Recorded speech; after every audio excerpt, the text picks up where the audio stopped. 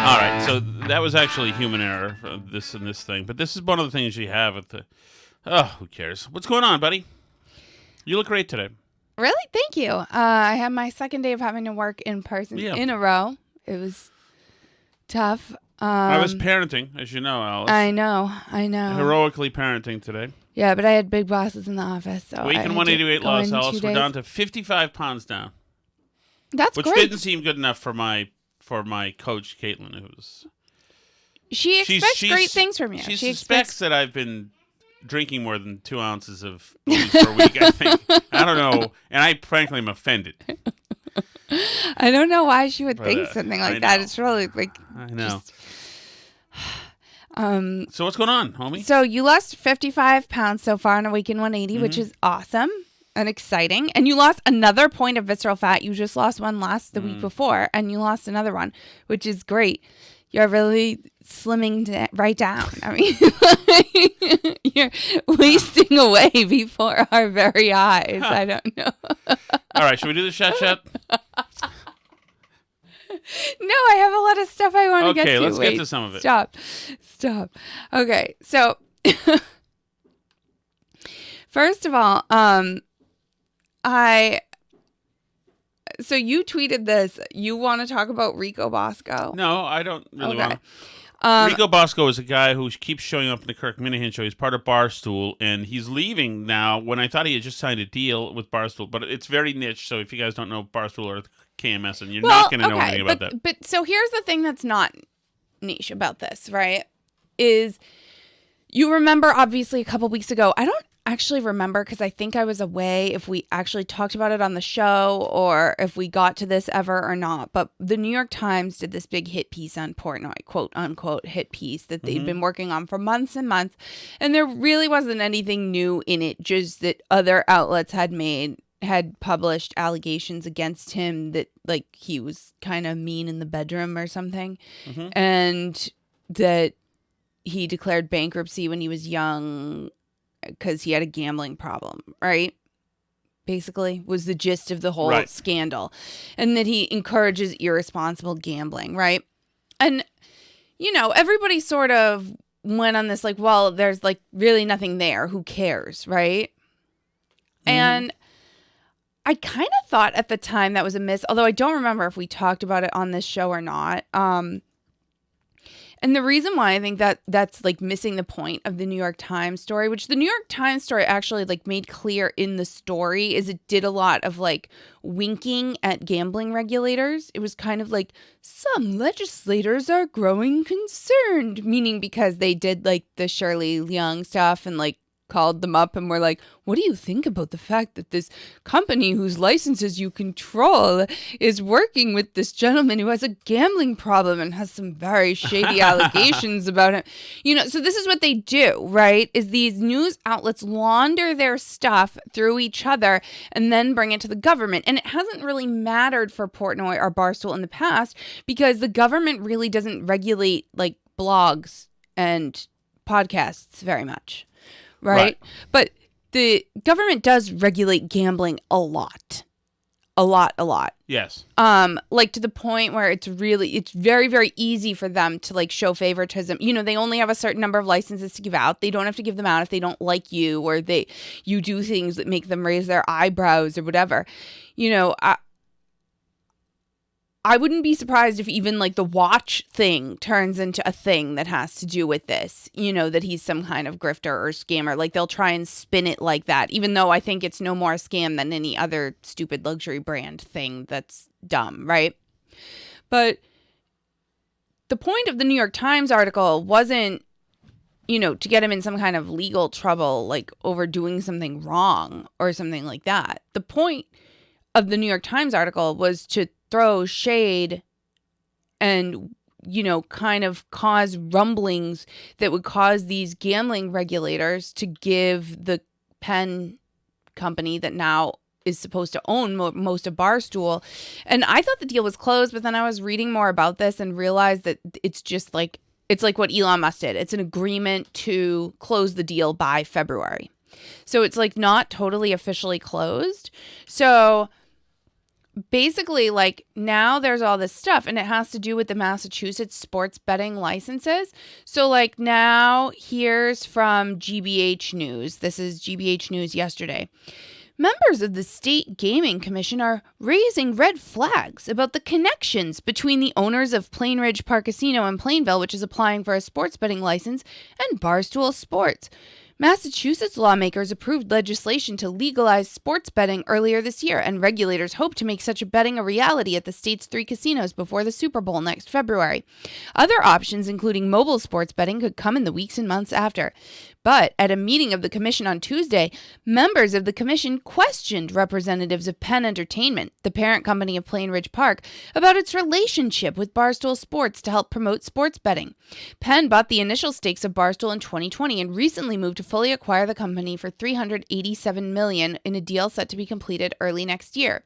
Through the partnership, Barstool has gotten its own sports betting app and branding inside Penn casinos, but the company was also the subject of a recent New York Times story highlighting the personal gambling issues of Barstool Sports founder David Portnoy, who has previously reported accusations of sexual misconduct against him. The brand's push to appeal to a younger demographic has become a concern for state regulators. So see how they do this? It's such garbage. There's nothing there to any of these allegations. All of this is old news. It's trash. But when you have this cozy relationship between these like establishment media places like the New York Times and GBH, they can launder whatever stupid accusations with no proof that they want through these publications, and then they can take it to the government. And when you're in a blogging industry, nobody cares what you do, and the government's not going to stop you from doing anything you want to do, right? Although, you know, what's her name at the Herald tried to like bully the NHL out of doing stuff with Barstool and whatever. So they do try and find ways to ruin you still if you don't like toe the line of the stuff that they want you to say. But when you're in the gambling industry, which is the industry that Barstool is now a part of, the government really can mess with you a lot. Yeah, the Herald's on this now too. Mm-hmm. Oh yeah, the Herald's saying splash. Every Politico is doing it. A bunch the Herald of is like on the wrong. First of all, this guy Matt Metzger wrote the thing. He's a big anti-GOP guy, big anti-Trump guy, and of course he's an anti-Portnoy guy. The Herald should be taking an anti-government, pro-Portnoy stance on this. What's left of their readership would be pro-Barstool. Right, but that, I mean. And that, to me, is like what's crazy here is because obviously this was a very good deal for Barstool, this whole thing, right? Of course. But at the same time, like the poison pill of the government regulation over the company now, it's like they're like hostages now, basically, to this stuff, to these stupid accusations. Like, so when everybody goes like, oh, there's nothing in the New York Times article, it's nothing, right? I mean, that's true.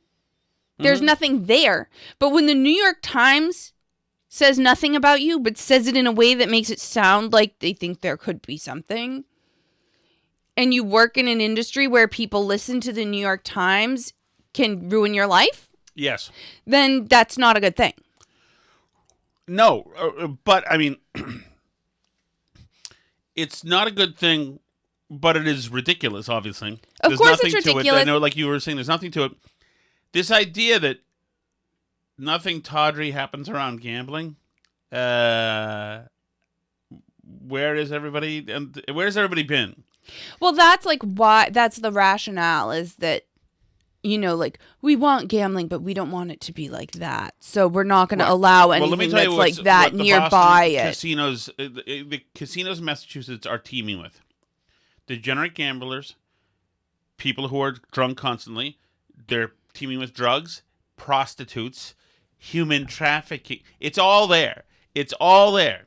I mean, what do we think is happening there? Of course it is. That's what people go to casinos for. This is, I mean, it's ridiculous. In Portnoy, because suddenly we're casting judgment on people who have groupies, starting and ending with Dave Portnoy.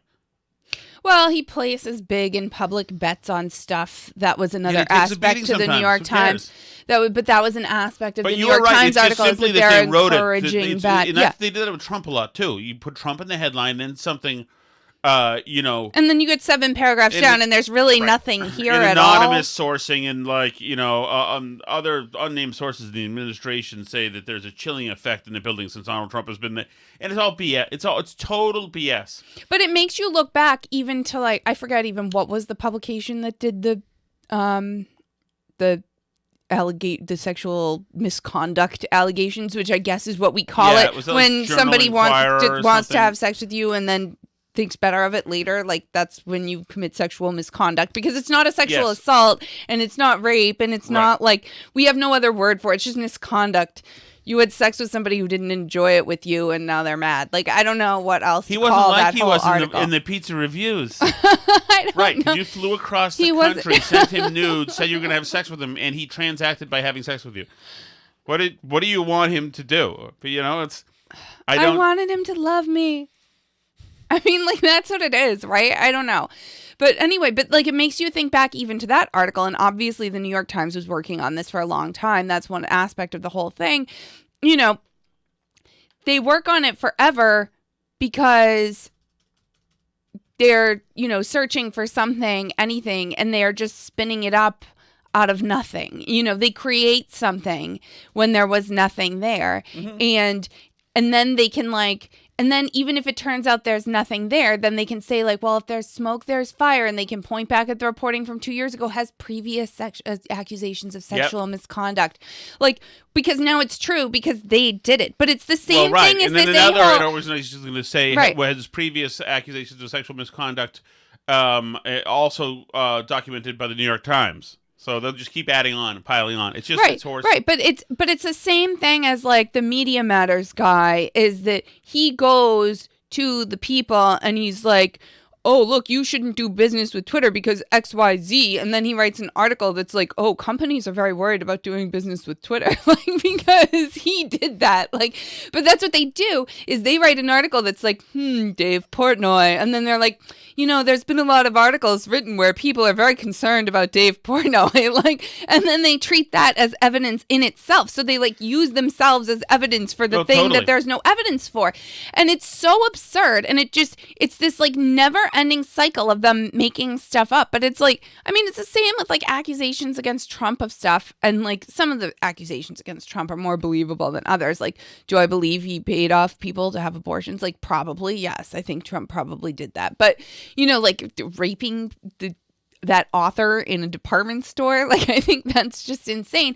But a bunch of people go around and treat the fact that the story's there in the first place as evidence of the thing, and it just doesn't work that way, especially when these media outlets just decide to go after you. And the problem with this sports betting license is they have very few of them to give out, and they might not give one to them now. They can continue to do this. They can continue to send legislators in more states mean articles about Dave Portnoy all day long and upset people until someone stands up and says, we do not care that Dave Portnoy wrote an article on his blog in 2006 or whatever. I don't even know when Barstool started, if that's even the right time frame.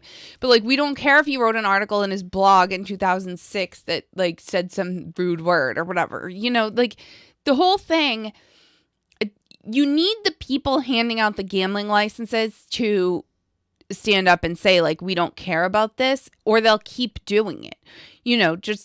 But that's how these people operate. It's I said the people were going after, trying to go after Fox News advertisers, but they still exist. So now they're trying to go after cable subscribers to tell their cable companies not to renew Fox, to go after their carriage fees and try and get them to stop being profitable. It never ends. They never stop. They're never happy. They've gotten every normal advertiser canceled off of Tucker. They're never done. There was some article today. They're going after Elon now, right? This is from yesterday. San Francisco building inspectors are launching an investigation into reports Twitter has converted several office rooms at its headquarters into sleeping quarters for employees. We need to make sure the building is being used as intended, the San Francisco building department said. The city's Department of Building Inspection is reaching out to building management to set up a site inspection. Everything they can do. Everything they can do to come after you. They will use every tool. They will use the Department of Building Inspections. They will use the FBI. They will use, in Elon's case, the SEC. If they can come after Portnoy, because again, and like Portnoy's, like Elon Musk, Portnoy's not even a right-winger. You know what I mean? Like, that's what the lesson that people need to take away from this is that it's not about going after, like, Nazis or people who are actually extreme. It's about going after the people who went off their own reservation. You know what I mean? Like, it's about people who they perceived as on their team. Like, Portnoy is supposed to be a pop culture guy. He's supposed to be kind of like in the milieu of global elites and be a leftist, essentially, right? And he is on some issues. Well, he talks like he is. The problem is that he interviewed Donald Trump and didn't just call him and tried to help small businesses during the lockdowns. Exactly. And, right. You know. And it's a very bro operation there.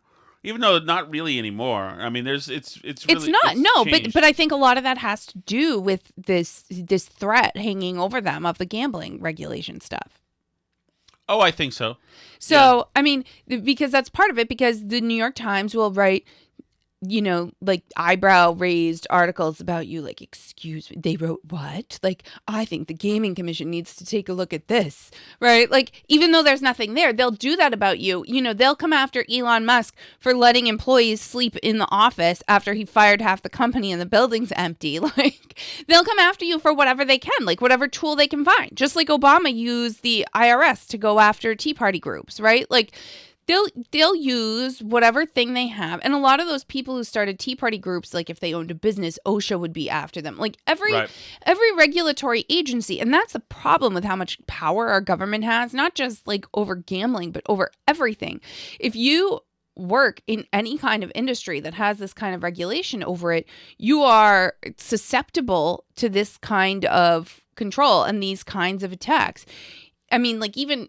And Kanye's not as good an example because what he said actually is egregious, unlike like Portnoy or Elon Musk did absolutely nothing crazy. But he's another example of someone who was perceived as being left-wing and was making all this money, and they were able to ruin him, not because his industries were heavily regulated, but because they were heavily left-wing. But even if you like carve a niche out for yourself that you think is fine, if you're in an industry that the government regulates a lot, like they will find ways to make you pay. And that's what you get here is they will go after you. In a state like Massachusetts in particular, they'll go after you. So I don't know. I don't know how you get around that. And like the fact that this dumb New York Times article that really has nothing in it. There's no reporting in it. There's nothing like, there's no breaking news. It's just all stupid rehashed stuff. The fact that article is now in the way of them getting a sports betting license that demonstrates the whole problem right there. So, I mean, obviously, this is just used to create a boogeyman out of Portnoy and Barstool, so that Maura Healey can have her own local Trump to go after. Right. I mean, they've been working on this. They've been working on turning Barstool into some kind of big bad for like decades. I don't even know. When was Barstool founded? I don't know. Early 2000s. Yeah. So they've been trying to build up this thing when Barstool like hasn't really done anything to anybody ever. And they very successfully branded it in people's minds as this thing. But that's what they do. And that's like why they're so mad that they get called groomers, right? Because that's the way they act about the right. Is they just say baseless stuff totally. Over and over about people that they don't like until that's the image people have of it. And they don't listen to facts. They don't listen to reason. They're not going to listen to some argument explaining to them why Dave Portnoy isn't really a misogynist or whatever. Like, they don't care. They don't care. It doesn't interest them that at the same time Portnoy was doing that, Kimmel was doing the Man Show or whatever. Well, right? Pretty much.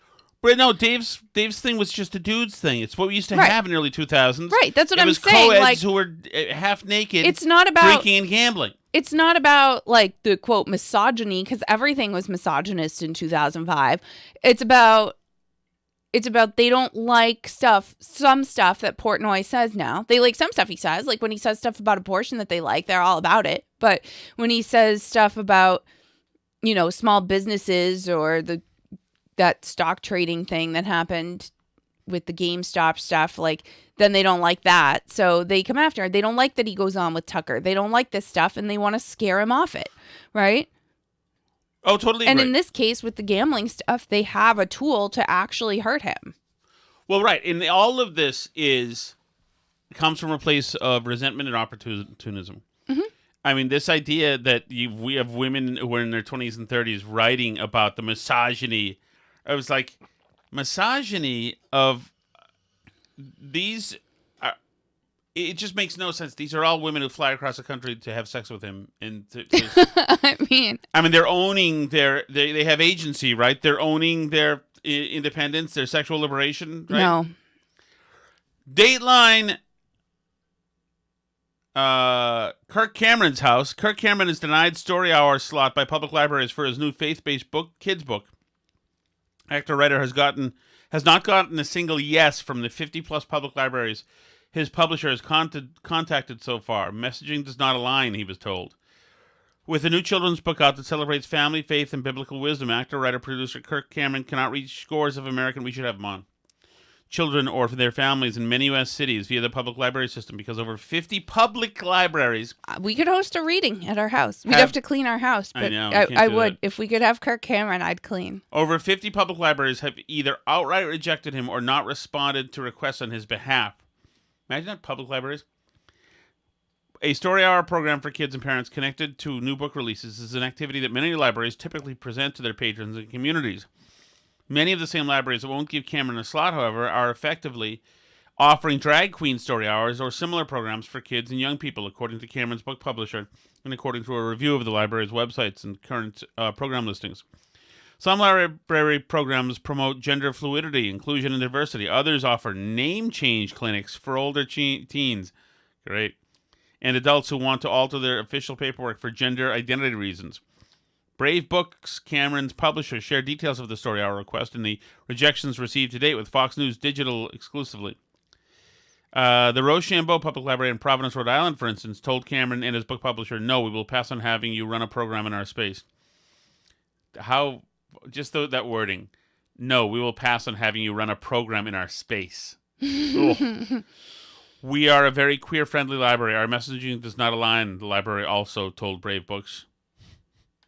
So this is Brave Books. This is the same company that we interviewed Robbie Starbuck over. Oh, is it? So I bet we could interview him. Reach out to your guy. When the publisher asked the library official about filling out the proper form to apply for a story hour slot, the individual replied, "You can fill out the form to reserve space to run the program in our space, but we won't run your program." You can fill out the form, but we won't do it, said the Mass Gaming Commission to Portnoy. You can apply, but we don't like Barstool, so yeah. But isn't that what it is? Isn't that what it all is? Is like we're just gonna choose not to do it, right? But that's how they operate. I think we should. Can you imagine just how ugly that is, though? Yeah, no, they don't want it. My goodness, it's so ugly. I'm. These people may have common cause with Kirk Cameron. They may. There are things that they could learn from him, that they could learn from each other and have together, but nope. That's it. It's like, it's crazy. It's crazy. I just think it's like a weird ugliness of the left, and it never goes away. Yeah, and it's like you said earlier, it's such a culture of resentment. And like they're just always mad about something, and a lot of the time there's not actually anything there to be mad about. So I sent you the Jennifer Lawrence thing today, right? Oh, I know you love her. I know you love her, but so there was this article in Variety, and there's actually audio of this if you're interested. Yeah, is it there? Let me make sure you have it because I sent you the tweet, but the tweet was deleted. So I'll send you the article that has the audio in it. But it might be, I don't know where it is in the video. So, because it's a whole interview with her and Viola Davis talking to each other about how awesome and brave they both are. And Jennifer Lawrence says about herself, you know. Oh, I thought it got erased. No, they deleted the tweet, but the article is still there. Like, they just were getting too much heat on the tweet. Jennifer Lawrence is pretty. She's very pretty. But she said in one part of the interview, she goes, I've been doing this since I was so young. When Hunger Games was out, I couldn't really be an observer of life because everybody was observing me. Oh, whoops, that's not the right quote. Where did it go? Sorry. This is very unprofessional. But anyway, basically the point is that she said this quote. Sorry, I got thrown off because the Variety deleted the tweet. This whole thing was in Variety. And basically what she said was that there's until the Hunger Games, there wasn't an action movie with a female lead in it. Right. Which is not accurate. So I made the movie right before I got married. And then we had the pandemic 2 years later. I'm pregnant. We go back and we make the rest of it. And I was talking about my relationship with commitment and anxiety and just how terrifying it was to have all of the past that I've had that a lot of people don't know about. And I talked about that in the interview. And of course, everything that comes out. I think it's a long Jennifer Lawrence interview. almost called off her wedding. And it's like, we are at home, or that I'm supposed to be a mirror. I'm supposed to be a vessel. I'm supposed to be all of these different things that you shouldn't look at me and remember that, I got married in Rhode Island a few years ago. Because I watched a documentary called this is what she Beer said. is She Cheaper said- Than Therapy. She said, I want to circle back I'd to you love to being watch in The that. Woman King. I remember when I was doing Hunger Games, nobody had ever put a woman in the lead of an action movie because it wouldn't work. Because we were told girls and boys can both identify with a male lead, but boys can't identify with a female lead. And it just makes me so happy every single time I see a movie come out that just blows through every one of those beliefs and proves that it's just a lie to keep certain people out of movies, to keep certain people in the same positions they've always been in. It must be interesting to be Jennifer Lawrence, right? And to not know of any action movies that came before her with a female lead. Yeah. You've never, yeah. I mean, has she watched Angelina any Jolie movies? may want to talk about that. What about, what's her name in Sarah Connor in Terminator 2? Yes, Linda Tanya Roberts. Hamilton. Yes, the great Tanya Roberts, obviously. What about Uma Thurman? Might have a word too. Yeah. The Kill Bills. I mean, you could come up with a million. Mila Jovovich. You could G.I. Oh, you Jane. know what? La Femme there's Nikita was a great movie. there's a ton of action movies with female leads. They're all over the place. You could do this all day. Yeah, it's a tough the one. idea thing. What was the one with the blonde girl? You guys know it. Who played Superman? You guys know it. He played Superwoman in the 80s. Supergirl? Beautiful. You don't know it. I don't know it. But no. these guys would. These guys would know. She had a couple of. Let me just look it up. Yeah, Janet says in the chat, isn't J-Law the one who cut off her family because of their Trump support? Yes. She couldn't deal with them, and she has nightmares about Tucker Carlson. Literally has nightmares about him. Tommy in New Hampshire says Sigourney Weaver. That's a good one too. Yes. I mean, but imagine being that. Who told her that? Who told her? Wow, you're the first female Okay, it was action the Legend of star. Billie Jean girl. This is it. Here's the trailer. Oh, this is Morgan 1984. says the Olympics when Caitlyn Jenner won. 1984. So true, Morgan. So Helen brave. Slater. She's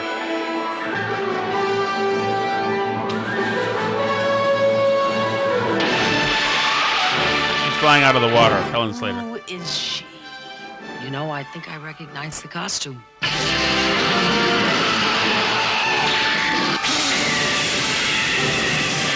The question remains, just who on earth are you? On Earth, I'm Lee. Linda Lee. All right. Well, Helen Slater would love Mark that. Sardella says Lucy Lawless. Who? Lucy Lawless. Oh, yeah. Great point. So, yeah, I mean, it's obviously just a totally absurd thing to say, but you just wonder about Hollywood, how completely ignorant of everything that they are. And she's mad about that. She's like, wow, I can't believe Hollywood never put a woman in a role. They're just trying to keep women down. They never had a female action hero. Imagine. But it's like being upset about Barstool. Like, it's just as based in reality as that. I have a message into one Rico Bosco. Okay. Hey, Rico, can you come on and tell us what the hell is going on? We're recording now and live. I assume you'll be getting back to me. I assume not. No, I don't think so. I don't think he will. I doubt it. I tend to doubt it. He is not going to step on Kirk like that because Kirk's going to do an emergency show about it tomorrow. Oh, you think he'll be on? I don't know if he'll be on, but I think if Kirk wants to talk about it and has some scoop, I don't think he's going to step on Kirk. Well, time was we shared allegiances, Alice, before I was excommunicated. Mm-hmm. Right out of the chapel. You were excommunicated out of the chapel? Yeah, me and my friend Menners. What? Me and my friend Menners excommunicated from KMS. All right. I mean... What do you mean? You're fine. Don't get us in more trouble. You stay over there. I'm not getting it. You get yourself in trouble. I have nothing to do with it. I didn't do nothing. What else is going on? What else you got? I brought you Kirk Cameron. No, I sent us Kirk Cameron. No, you didn't. I did. I just found it without you. Because it was trending. I sent us Kirk Cameron. How low do you have to be? I did send us. You did not send it. What? I did send us that. I sent us that a little while ago. Anyway, suicide is now the second biggest cause of death among 10 to 18-year-olds after accident. Saw that. So that's good. Job well done, everybody. Job well done. And, they've, with all their like shutdowns and all this stuff they've done to kids during this whole time, have a lot to answer for on that front for kids' mental health. Also, seriously, quite a thing. If you had a real media, this would be huge, wall to wall, and people. But you wonder why there's no escape valve, a release valve for conservatives, but two, like why the media tells the story that they want to tell and only that they want to tell, even if it costs lives. Right. Well, and they don't want to put any responsibility for like their actions or the teachers union's actions during the pandemic or anything like that on why this is happening. But it's also, I mean, like it's anything that big has like multiple causes, right? So I think social media for young people is part of it. I think that like family breakdown for young people is part of it. I think all these things are factors that go into what's going on here, but there's definitely like a social and community breakdown that was hastened by the pandemic that is causing young people, I mean, all kinds of deaths of despair, not just suicides, but like alcoholism and overdoses and all these things. It's really a disaster. And it's because it's a big complex problem. It's not an easy problem to solve either. It's a problem that's going to take decades to solve. You're not going to overnight make the young people happy. Some things are easy to break and very difficult to fix. Yes, I would say that's true. So that's true. Also, everybody was super gross after there was a police call to Ted Cruz's house, which because he's Ted Cruz is news, I guess. Right. But it had to do with his daughter, and it doesn't matter what it is. She's 14. She's 14 is his daughter. The police call had to do with the daughter, and I believe she's okay. So fine. But the fact that everybody's interested in it and that the news is like showing shots of it. First, don't you think they shouldn't be showing shots of his house? I'm sure everybody knows where it is. I mean, I don't love it. I think it's a little... I don't think it's great. I don't think it's great that, and at some point, like, I don't even know if it should be a news story. You know what I mean? Like, I don't know if the news, once you find out that it has to do with the 14-year-old daughter, and according to quoting the news person here, not a family violence issue and no criminal activity is involved. Like, so, okay. So at that point, we're just talking about a minor and like, is it a news story that needs to be, huge on Twitter, right? Well, yeah. I mean, it's definitely a deeply personal story, and it's somebody should find out who leaked it as well. Well, yeah. I mean, So what, you think like somebody in the police department leaked it or whatever? Yeah, certainly. Somebody in the police department. Yes. Absolutely. Yeah, I mean, everybody's just so gross and terrible, and like, you know, the whole media thinks it's justified to like basically shut down a bunch of newspapers on Twitter because of Hunter Biden's laptop invaded the privacy of the middle-aged man who's like making money in Ukraine. I have a question for you, But Allison. like Ted Cruz's 14-year-old daughter, So- this is the hard-hitting stuff and we can't censor that. Like, what are we doing, honestly? So here's my question. Yes. The other night I was out with Sally and my daughter. Sorry. She had to go to her play practice. Now, recently you and I have had a little problem with dropping her off late and getting her late. Like Right. a little bit late, and so she's very peeved about it. Now she's lying about what time to drop her off and pick her up so that we'll... She's like, oh, it's She's clever, which I like. Instead of 8, she'll be like, pickup's at 7:45, like to make sure we're there. So we went to play practice the other night, but we were barely making it on time. And she said, "Oh, great! I'm going to be late again. I'm the only one who's going to be late this time." So I said, "Not to worry, Sally." And I blew 3 perfectly red traffic lights and got there early. First traffic Was light. she proud of you? Well, I was looking around and there's nothing. Boom, right through. I mean, like, I look around. I'm not going to crash, obviously. You know, I'm just blowing the traffic lights.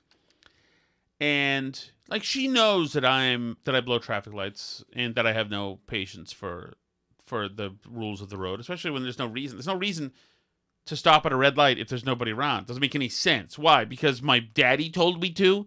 Like, government tells me to? You're not allowed to go, even though shut up, man. I'm only here for a certain amount of time. I'm not going to sit at this red light. So then I thought, like, she knows also that when we go to hotels that I'm a low-level thief, right? Mm-hmm. You know, including, like, sometimes... You'll bring home like extra rolls of toilet paper from I'll gype everything from that's in the the bathroom, housekeeping but you know, closet. I'll knock over the housekeeping closet. And, or in a hotel, one hotel recently... You need so much therapy, seriously. One hotel recently, I went to the bowels of the place. I was like, man, if the loading dock is close to... No, so... But it's small time. It's small time. So I'm a small time criminal. Okay? So it's like her dad, and I think it's like, she's like Meadow Soprano if Tony Soprano was a total pussy and was not a good earner and was a small time thief. And Meadow knows that Tony's bad. And I remember I said to Sally the other night after I blew all the lights, I said, "You saw what I did, right, to get you here?" She said, "Yep." And I said, "Do you know that there are some parents, some daughters who will never experience a father blowing a red light for them?" She said, "Yep, I know." I thought to myself, now, is that good that she already knows, that she's calibrated now, that she knows, and like sea level is set at Accepting that my dad is a criminal? daddy's a scofflaw? So I wonder, like, if that's... I'm sure that most people who are like squares will say that's terrible, but I don't think it is. I think it's good. My dad was a low-level thief, but he used to use me to be part of the grift. My dad, when it used to be watch day at Fenway Park, would send... I would go get a watch, and I was happy to do it. And he would send me to every other gate and say, "I just came through and I forgot to grab the watch," and I'd come back with a handful of watches. So he was all for it. My dad used to send So embarrassing. My dad used to send my neighbor, Dean, actually. You know Dean McLaren. Exactly. Across the street to steal somebody's wood regularly. So which is good because my dad kept 1 degree of separation just in case the cops were involved, you know, so he could say, "My goodness, I have no..." So, I mean, this is... Morgan wants to know if you've taught her to text while driving yet. She doesn't have a phone, actually. Yeah, Morgan. she doesn't have a phone. But I try to minimize my texting and driving. I only have because my I thoughts- find myself in the left lane too often, and so My thoughts on texting while driving changed when phones stopped having keyboards. So, like, when I had a BlackBerry, I would text while driving all the time because with an actual keyboard, like I could text with my phone in my pocket and send an accurate text message, like because I knew where the buttons were. But with a touch screen, you have to look almost. Well, let me tell you something. You can't. I don't think you. Forces of evil are going to make me crash in text because I do voice to text, and I'll say to you or somebody else, "Great, I'm late for my effing meeting," and it'll change effing to ducking. Like quack quack. Nobody says ducking. Nobody has ever needed to say ducking ever.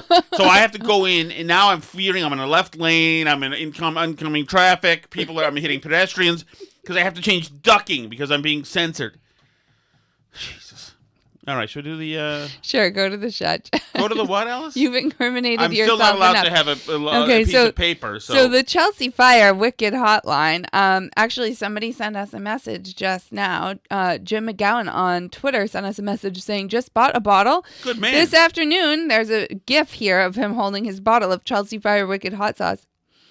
Just bought a bottle this afternoon at Market Basket in Nashua. Awesome sauce. Ooh. Love the show. Thank you so much. It's Jim. Mm-hmm. That is great to hear, Jim. Thank you so much. I'm glad you're enjoying the sauce. Jim, so I am obviously, Jim, that I am a shameless prostitute regardless. But this actually, hot sauce, you heard the thing, you heard the episode. I actually just love and think is the best. And so it's so organic. But I happen to be plugging something that is the best. I think it's great. It's delicious. I love the story of the place. Chelsea Fire Wicked Hot Sauce. You can find it at Whole Foods, Market Basket, Big Y in Connecticut and Mass. Stop and Shop in the local rack in Mass. Walmart Marketplace. What's Walmart Marketplace? It's their online. Walmart online. Ooh. Amazon's Choice vendor status.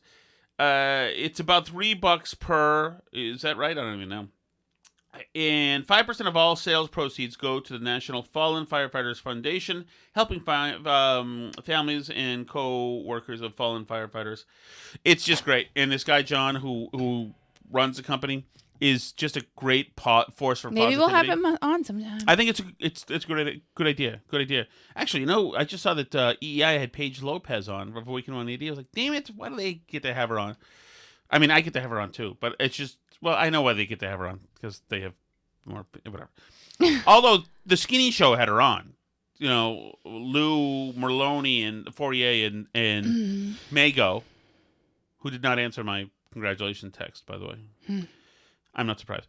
Okay, here we go. You ready? I'm so ready. Ooh, Alice. That sounded dirty. It did? I don't know. All right. I'm just waiting for you to run the shut. Hi, Steve from Merrimack. Steve, where you been? Really enjoying the strategic placement of ads during the podcast now. It's really a marvel. I especially enjoyed it today when Alice was talking about Rodney's plight. Tom, what happened to Rodney is so bad. It's just an incredible overreach by the school into everybody else's Carando meatballs. Big plate of food is like a bigger plate of family. Delicioso Carando meatballs. Business. You're a taxpayer just like everybody else. This is awful. I hate these people. I hate bureaucrats. Carando meatballs. So, two things. One, I don't see any free meatballs coming our way. We should make sure that happens. Two, Steve. Tom picks where to place the ads. I do pick where to place it. I've told Tom that we should have a spot in our show where we're like, okay, now we'll break. And then, you can place it there easily. You can play the Cardi B Alice, noise, and then... I'm not playing a Cardi B noise in doing it. Do you realize, Alice, how quickly everybody's going to dive for the 30 seconds hit to go so you have to sneak it in. I see. I have to sneak it in, and hopefully they're indisposed and can't change it. And they have to listen to it. And we'll get our 8 cents per 10,000 views. So the podcast thing does know if you listen to it or not, apparently. That's right. That's what I hear. Guys, suffer through them, so all right? we get money if you listen to the suffer ad. through Kids Bop, all right? Just do it, all right? Damn it. People on Patreon are excused. Tom and Alice. Hold on. You're excused. On Patreon, you are. Yes. Okay. Hey, Tom and Alice. Just wanted to say, the superintendent you had on your podcast yesterday would not let the little boy play basketball. Yep. If there's anything they can do to get rid of that person, that is the most horrible, letter I have ever heard written from an educator. Can you believe that, Charlie? This is Charlie from Ipswich. Can you believe that? I know. It's unbelievable. He should just be fired just for writing that. Right, for putting it out there. That's why it made it such a great story. That this guy is a really thug bully. You're absolutely right about that. By the way, there's the Board of Ed meeting next Wednesday. And I get the feeling, I'll be plugging it every day. I get the feeling that a lot of people... Technically, you're going to be in Connecticut that day. I would love this guy to have to be there. But I bet you he's not, because he's such a tough guy in his little letter. A lot of times they do have to go to the school board meeting because that's their boss. But a lot of times they have to be there, that would be depending great what's to see happening. Him take a beating depending on what's on the school committee agenda or school board agenda. Like supposed to actually, enrich children's lives, mentor them. To have that, you can't do this because I said so, and I don't like your parents because they chose to send you to a different school. Yeah. Is probably the most ridiculous thing I've ever heard. Just figured I'd leave that on the Chelsea Fire Wicked Hot Sauce hotline. I'll try to call in more often with some non sequiturs, just so the Queen doesn't say off with her head or anything like that. Damn straight. Thank you, Charlie. Please. I appreciate that, Charlie. I do. Thank you, Alice. They consider you a cold itch bae. Why do you like that? That goes right to the yacht bunny attitude. She thinks it's like these are sexy pillow talk every time you call her a cold queen. But thank you very much, Charlie. We appreciate that. I'm sorry Alice threatened everybody. Where's Danny and Bill Rica? Yes, you have to. Yeah, he's gone, Alice. He's gone. Hopefully he'll come back soon. You can bludgeon him with Kids Bob. Hi. Steve from Merrimack. Hey, Steve. Hi, Steve. I want to second the sentiments of the guy that left the chat message today, chiding the artist formerly known as Alice, but whom I've now renamed the Distaff Mussolini of the podcast, for chiding the chat participants for not being up to snuff. Listen. You'll take the chat messages when we leave them and you'll like it, okay? We're not on your schedule. Not everybody could be Justin in Indianapolis. I could call in as, Katharine Hepburn from Merrimack. Hello, this is Katharine Hepburn. From Old Saybrook, Connecticut, by the way, the record show. Or talk to you about my latest meal at Arby's, or, recently viewing the original Night Stalker movie on YouTube. Like really up on Justin's messages, Steve. My God. Just leave us alone. We chat in our own time. Okay? I like to hear from you, Steve. I like to hear from you. Why don't you talk over him, first of all? You are such a... Doesn't take much, Alice. I'm not gonna impugn your... I miss you guys when you don't call in. That's what it sounded like, right? Bring more of the royal opium to me. Now, work the fields. Bring it to me. In my mind now, Steve from Merrimack is the good-looking guy from karate, so that's... Whoa, what is that supposed to mean? What is that dynamic happening? That's what I'm picturing, so I don't know. But I haven't seen him, or either that or he. I don't know. I haven't seen. I need Who to is see Tom's him. mystery man? Yeah, I got to see him again. If I haven't seen him, I might have seen him the other day, but he didn't look at me. Even though I did the whole thing where I was sucking in my gut. He was scared to make eye contact with you. Okay, sorry. Thank you guys so much. I love all the chat messages. I love all of you. You do. Vocal burn. That's really helping a lot, Alice. I can't help it. I'm sorry. I love you so much. I don't know. Just stop it. Just end it, Alice, okay? You can leave the chat messages at burnbarrelpodcast.com. You can join our Patreon at patreon.com/burnbarrel. Email us burnbarrelpodcast@gmail.com. You're so mommy dearests. What Joan am Crawford. Why do they hate me? Why do the children hate me? Do you want wire hangers? Wire hangers. Why are they so disdainful of me? Is that what I'm like? Mm-hmm. I don't know. It doesn't feel like that's what I'm like, but... I don't want to hit you. You're making me hit you.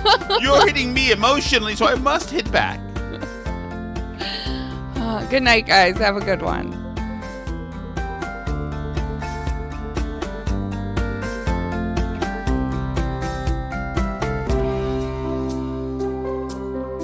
C'est la vie.